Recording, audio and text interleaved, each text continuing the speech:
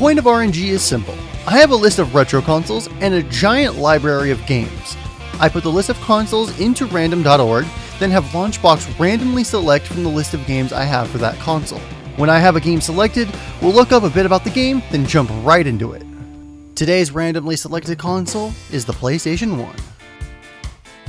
Alright, so we have the PlayStation, and per request of Jason Carr, the developer of Launchbox, one of my good friends now, I've become great friends with him, and this show I could have done, technically speaking, without Launchbox, but it makes the experience easier and more beautiful.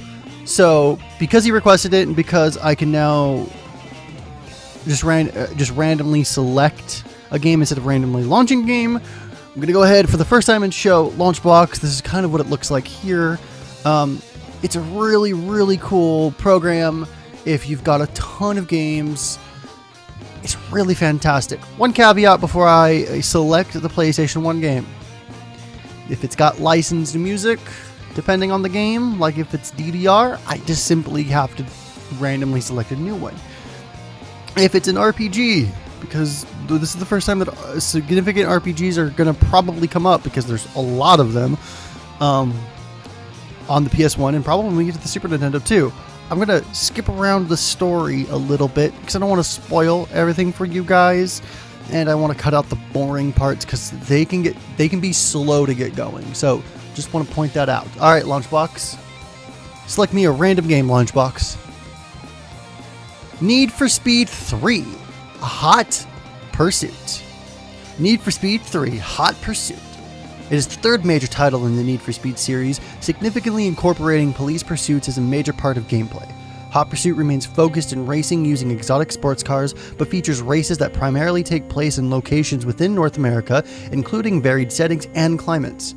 In addition, police AI is significantly improved over its predecessor, utilizing several tactics to stop both the player and the opponent. Alrighty, we're going to start straight into the game. Really, the intro, it's just 90s cheesiness if you really want to look it up. I searched up the intro on YouTube, but it's also got licensed music in the beginning, so there's not much I can do about it. However, the game allows me to turn down the music on the menus and on the races, so I can at least put some royalty-free music or some OCR music in the background, so it won't be completely like dead silent. But the good thing is that I can still have the sound of the game. I just don't need to block out the sound completely in fear of copyright strike. So that's really good. Okay, so let's do a single race. Actually, let's go back real quick. Can I? Okay, I can. Yeah, I'd rather do one player, like an actual career mode. So let's do the default hometown. We could do 4 laps. Totally, we could do 8 laps, but let's just do 2. That way we can show off as many tracks as possible, right? So we have a couple of. Okay, so all the other cars are pointless because it's a really dated car at this point. But the Diablo GT series of cars, the Lamborghini Diablo, one of my favorite cars, just aesthetically. It obviously doesn't compare to newer cars, but as like an older, it's not like a vintage car, but it's not a new car either. It's kind of that in between, but it's just a cool looking car. Let's do the showcase on it though.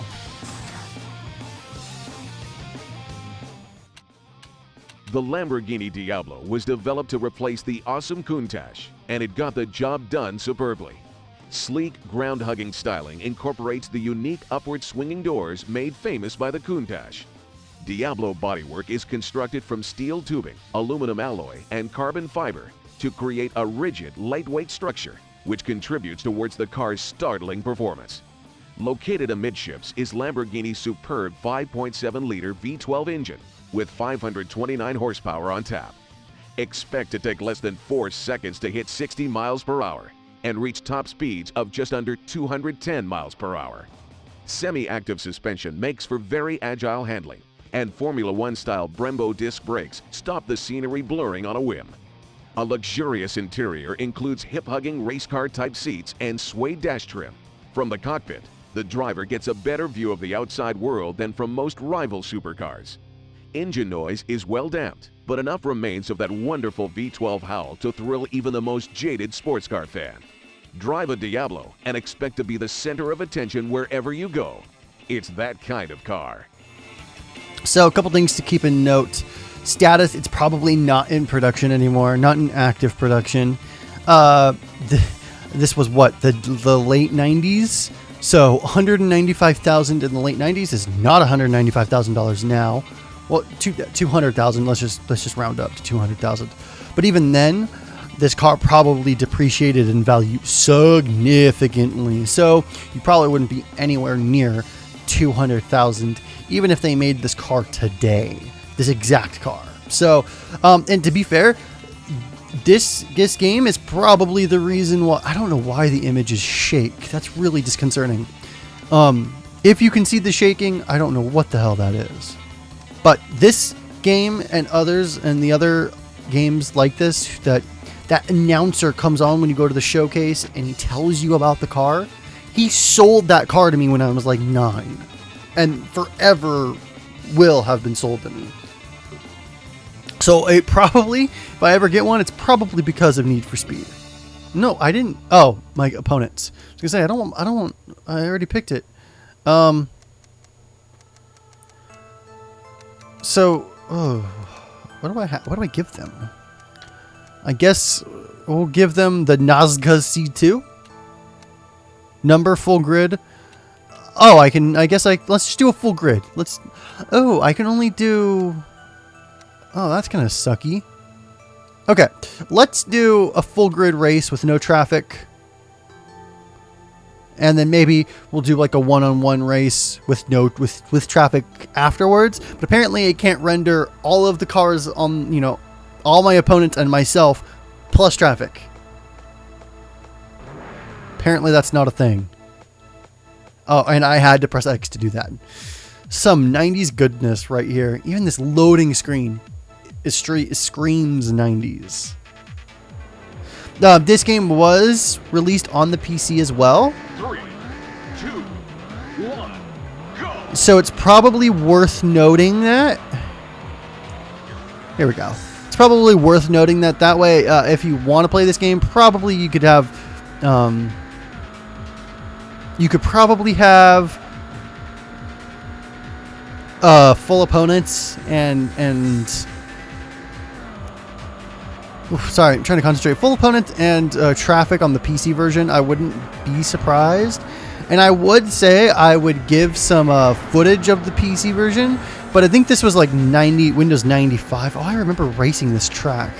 This was like Windows 95, mind you. So it's... Oh, God, this control's so bad. Windows 95. So you got to keep in mind that it's really hard to run those systems. I want to build a vintage like Windows 98 or XP machine. Whew, narrowly avoided this crap. Oh! Okay, well, that's... Oh, the spawning is horrible. I do eventually want to build like a Windows 95 or 98 machine, probably XP, only because it'll be a little bit easier to work with and all of these games would run fine. It'd be really fun to dual monitor that, right? Honestly, I could have it be a more modern PC innards if I'm running Windows XP, but probably for budget reasons, I would probably have like a mid, like 2008 or 2010 rig. It's the final lap. I don't need anything extremely huge, but that'd be cool. Put XP on it, only because it runs most of that stuff. It runs all of that just fine, and I wouldn't have to. I could have just gone up on the left there. I wouldn't have to deal with any of the Windows 95 or 98 bullshit. So, am I hitting my e-brake or my regular brake? It's definitely a brake of some sort, but I don't think it's my e-brake. The controls are not great. More modern racing games do it better, obviously, but it's really a marvel. This is PS1. Really good, I would still say. At the time, Need for Speed is now known more for its arcadey driving and not its simulation driving. But that's how Need for Speed started off. It started off as a completely separate series, and Need for Speed was the subtitle. I don't remember what it is, the full title. I'll look it up and put it on screen now, but it wasn't. It was Need for Speed subtitled in there. So it eventually just started becoming Need for Speed, and then it started branching out from there. The Hot Pursuit series was police related. That was a weird graphical hang up. And then that's your best lap. You placed third. Oh, third? Damn, seriously? And then later on, the Underground series was more like underground racing. You've got a top 10 time for this track. Thank you, sir. And Underground was more underground, and things like that. So it's really weird to go back and this was one of the first titles where they had arcadey controls. You can pick simulation or arcadey controls. I picked arcadey controls because I thought it would be easier. Apparently not. The only problem with the Diablo, maybe it's the car, less the controls. So I'm gonna change. I'm gonna have everybody be in the same car. So I'm gonna change from the Diablo for a race. Well, let's do. We'll do Red Rock Ridge. It's just really cool, the mirrored night driving. Let's do a night drive. We'll turn weather off, and yeah, we'll do. You could do backward mirrored. Does it just cancel each other out? I don't. No, not really, but you get my point. ABS, please. That might be why the Diablo is hard to control. No ABS. Whew. So let's do. Let's not do the showcase on every car, but let's have everybody be in the 550 Maranello. And let's do one with maximum traffic. No, we'll do medium traffic. I was totally talking about, building a Windows XP or 98 machine in the last race. Totally spaced out. Anyways, Windows XP machine, so that I could do, oh Jesus Christ, this track. So that I could do 2 screens, or at the very least 1 screen, but be able to do 2 ports, because I don't think Windows 98 would like trying to output to 2 screens. Also, I don't know what the hell that was at the beginning. Night driving's a little bit more weird, except okay, it doesn't cancel each other out. I was going to ask if night driving and traffic cancel each other out. My opponent might whip my ass. Unless, oh, that's not my opponent. I keep getting distracted. That's a mark of a good game, if it keeps distracting you. Also, those are totally ramps. That's cool. That's not a ramp. Dear Lord. I don't think Windows 98 would like me trying to output 2 screens, because I would... what the hell is that? I would do... If it was a newer machine and Windows XP can handle HDMI, that would be ideal. I could output HDMI to my Hapog, and then just have a VGA to a regular monitor. So I wouldn't be trying to do horrible, unspeakable things. I'm horrible. Either ABS was a bad idea, or I'm just really bad. Holy crap. Yeah.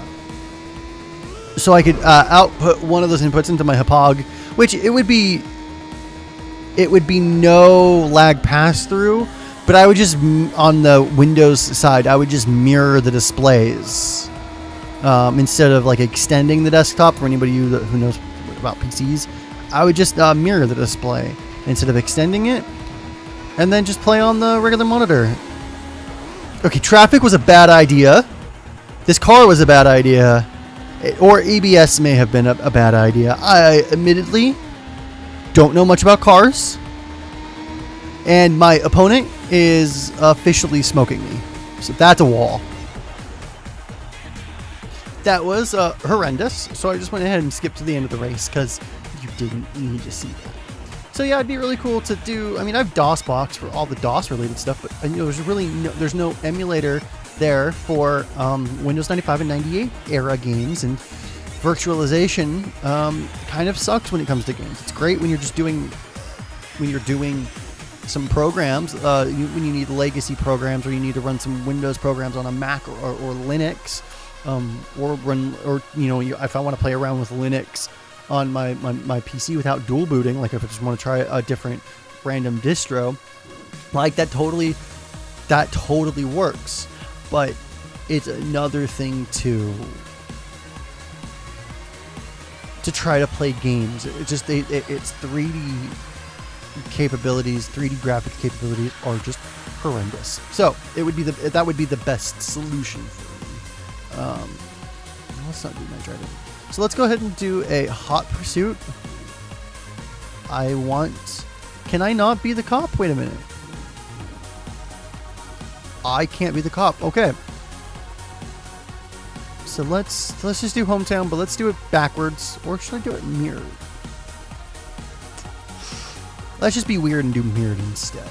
I'm not turning on ABS. Screw that. I don't know if that hurt us or helped us, but I'm not doing that. And we're going to do the Nazca C2. We're going to do it purple, because why not? And we're going to do the Nazca. I guess I have to make everyone else purple. So then I don't want to be purple. If everyone else has to be purple, I don't want to be purple, so we'll be silver then, damn it. Yeah, anyways, it would be really cool to do those era of games. And to be able to show off some like random PC ports of games. Like Dino Crisis is arguably best on PC. It looks the sharpest. It plays. I just have one opponent. It looks the sharpest. It plays the sharpest. My controller is fully supported in game. My PS4 controller is fully supported. So I mean, it's not a bad. It's a really good platform. They did a lot of weird ports. Breath of Fire 4, for example, randomly ported to Windows, because why not? All right, here we go. Police time. Even though I have a feeling that they're not gonna do much. Also, this is the police. I don't want to do this the easy way. So yeah, now I see why everyone was smoking me when I was in my Diablo. This car does handle way better. And then, whoa, hi. That totally just fucked me. Okay, bye. Please. Why did I? Wait. You are busted. Don't let me catch you speeding again. Wait, I was fined, but then I was let go? Wait a minute, what? And I couldn't back up. I couldn't reverse. I was hitting my buttons to reverse. What the hell is that bullshit? Alright,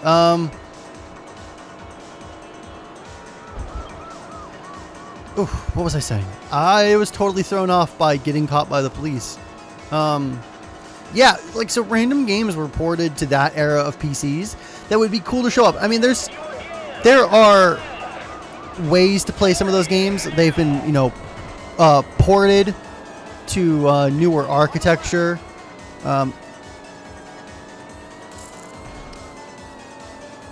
I know like GOG does a lot of good stuff with older games, even though it's mostly DOS. They do some old Windows era games. Over the river, through the woods, to grandmother's house we go. Ignore the police and kill the wolf, and then kill a hooker as you go. What? Why are we killing hookers all of a sudden? I don't know where that came from. So yeah, it'd just be cool to do those games. I keep saying that, but that's because that's what my brain keeps reverting to.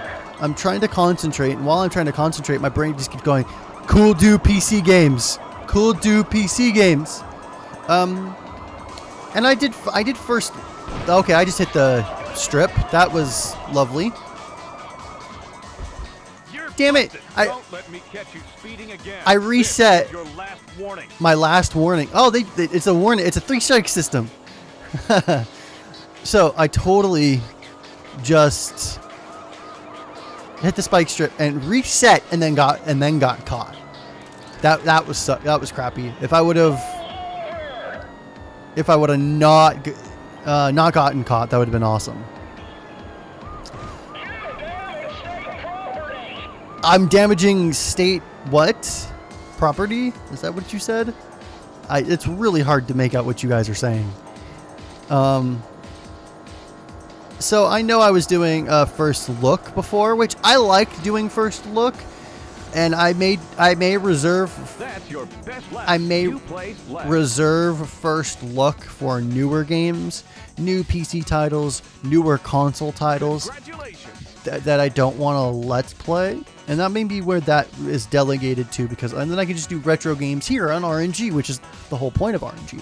But I'm also thinking of doing a DOS specific show, so you guys kind of see where I'm going with this. You know, a DOS specific show, because I can include it in RNG, but there are so many DOS games, and they vary wildly. That could just be its own show. It would essentially be RNG, but just DOS related. So that, I mean, I lost to somebody named Ice, and he didn't get fined. Ice, baby, what the hell? Yeah, so I don't know. I want to do more shows. A DOS related show is cool. I want to do First Look some more, because First Look is fun, but I would just delegate it to more newer games.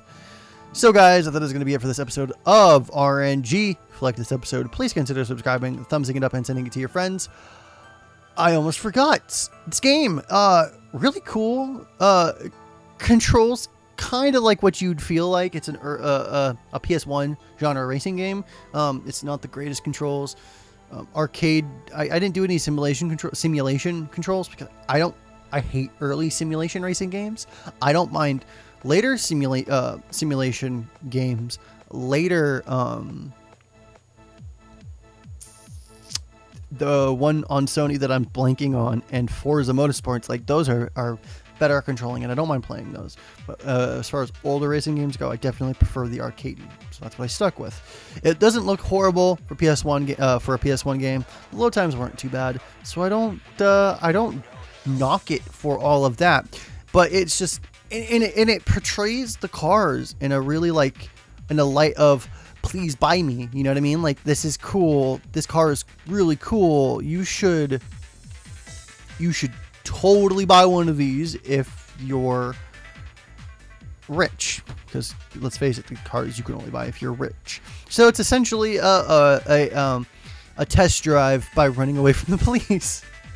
You're test driving a car virtually, and in doing that, you can run away from the police with your cars. So I'm gonna give this game 3 out of 72 El Diablos, but that's not any poor. That's a poor rating. That's a fantastic rating. And again, keeping with the theme of the show, I should probably not play that demo because of licensed music. My rating scale means absolutely nothing, because it could be 72 out of 3 El Diablos. 73. Dear God, I'm going to hate making that image. It's going to be 73 El Diablos out of 3. Because why not?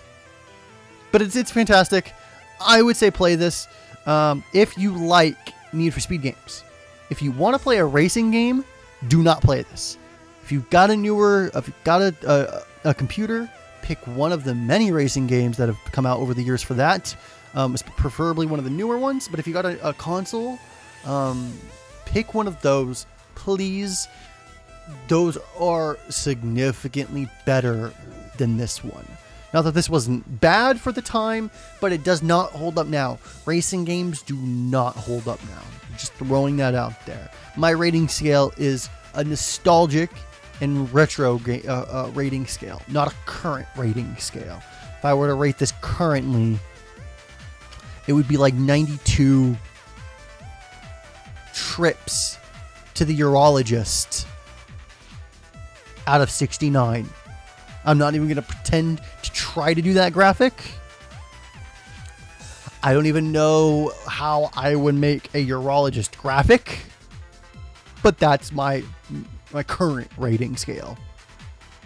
Thank you guys very much for watching this episode. I know I'm repeating myself, but thank you very much. If you like this episode, please consider subscribing, thumbs it up, and send it to your friends. I would greatly appreciate it. River, this is RNG, and I'll see you guys next time. Have a good day.